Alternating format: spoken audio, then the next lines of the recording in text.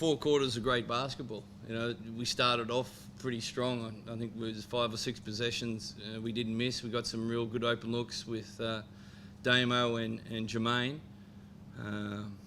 You know, jumped out of the blocks early. That's probably been a downfall of our team so far, just getting behind. And it was great to come out and be aggressive and carry that through.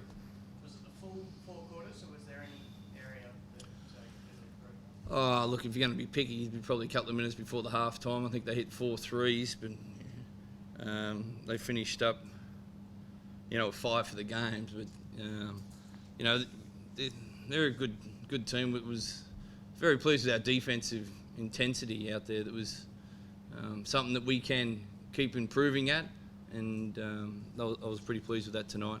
Are you surprised how quickly this team has come together? Yeah, I am actually. It's always when you put some new guys and there's a little bit of jockeying around positions and new imports to fit in. But look, our 2 imports have fitted in from day one, and the senior group that have been here the last couple of years are very welcoming and putting their trademark on the team. And so it's been fast track really. Nice to see Jermaine really fire up the last couple of games in particular. Yeah, it was just trying to find his spots where he can do some damage there. And look, he got wide open. And look, he puts the work in. He's not someone that gets out of the training track early. He'll stay behind and shoot for another 30 minutes to get that right. And he wants to improve individually. And if he does that, that's you know, a great trademark to have. How much does it help your team when someone like Damo starts hitting threes like that?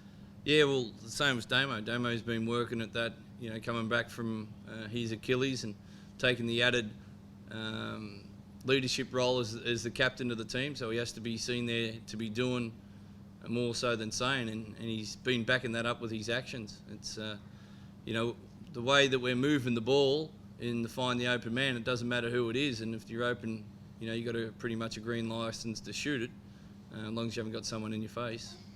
So there's been times in recent seasons where guys have sat back and let you shoot. So nice to know what you've done. Yeah, definitely. And coming into the game, Cordy's, you know, kind of played us the same way, where they're at that distance where are you open, you know, are you being guarded?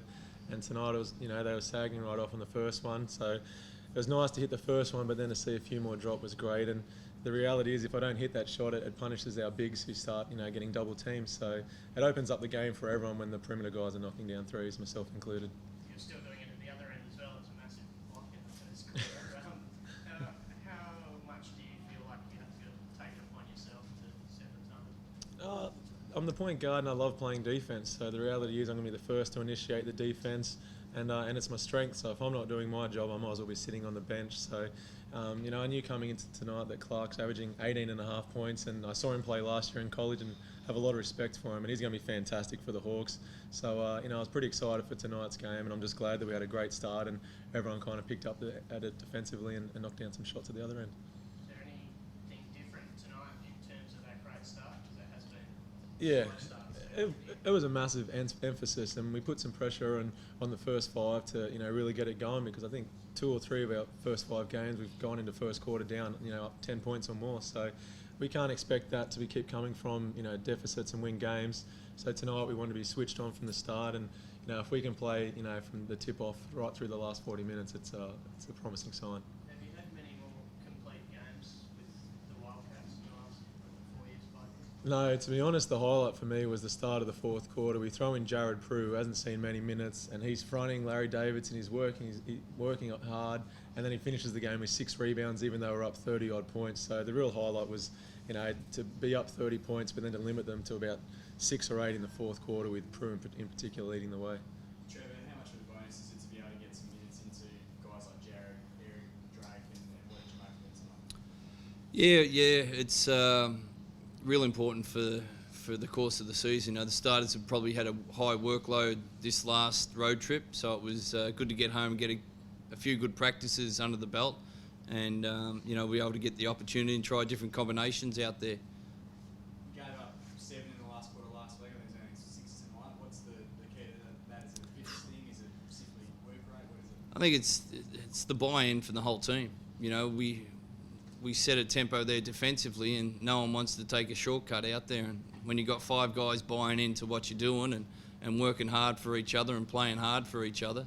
And like Damo said, Jared comes in, could take it easy out there, but he's working his butt off just to front the hard work to match the guys out there. So that's pretty pleasing to have. You've got next weekend off. Is the break come at a good time? Would you rather just still be rolling while you're rolling? Yeah, look, when you're playing well, you want to play as many games, but look, that's the way it's set out. We get a couple of good weeks now to refresh and hopefully get Matty Knight back into the team and see how we go with Matt playing. You confident he'll be back for the next game? Wishful, hopeful. So we'll see how he goes in practice. He hasn't practiced with the team yet, so we'll see how we go. Do you guys change much up at practice this week? A bit of a lighter workload? Or? Yeah, it was a lighter workload. The boys actually responded to it, so I'll have to do it again. Damo, obviously your defensive qualities have been well documented. How much do you take it upon yourself to improve the other side of your game like we saw tonight? I just think, the year we won it was the best year I've shot the ball in my career, and it just opens up the post so much. So whether we want to play through Tom Jervis, Sean Redditch, Jesse Wagstaff, or when Matty returns, he's possibly the best big in the league. So we've got a lot of, scoring guys from the post, but if they can sag off me, it takes away from it. So I put pressure on myself to make sure at least I'm doing what I can from my end to work on it, and it's nice that it finally came together in a game. Coming back from the injury, did you get any more of a chance just to practice some just spot up shooting? Or? Yeah, absolutely. If there is a silver lining with an injury like that, it means you can stand in your moon boot and do some spot shooting and work on your technique. So, my shooting technique's never going to put in a handbook of how to do it, but if I can make it constant, make it consistent, and it goes in, then that's what I can do for the team. How much of a difference does it make to your mindset when you go out and hit the first one or one of the first couple, as opposed to if you miss the first couple? How much of a difference does that make? It's always nice, but the older you get, you kind of develop, routine, and I was confident if I had have missed the first that I still would have shot the second. But in saying that, you do get in a flow, and tonight I felt pretty good, especially in that first half, stepping into it and knocking it down. A few shot clock violations from the Hawks. Is there a sweeter sound as a defender for you than to hear that guy? No, it really is. I think we got about 4 or 5, and I think when we watch tape and look at the positives, we could focus on the open shots we took, but from my perspective, forcing a team that's so disciplined, so structured like Wollongong to get shot clock violations, it's a massive bonus. What about the quarter time buzzer on Jesse? Did you get it up? Hey, they went to the They went TV. to it, I think I might have been waving it away from the sideline, but Jesse claimed it, and then he knocked down the free throw, so we'll take it. What about a half-time buzzer? Damo, you seem to realise with about 5 seconds left that there was 5 seconds left and sort of scramble shot. Yeah, I started claiming it before it went in, so if it missed, I would have looked like a fool. But yeah, it was nice to get that runner with a few seconds to go.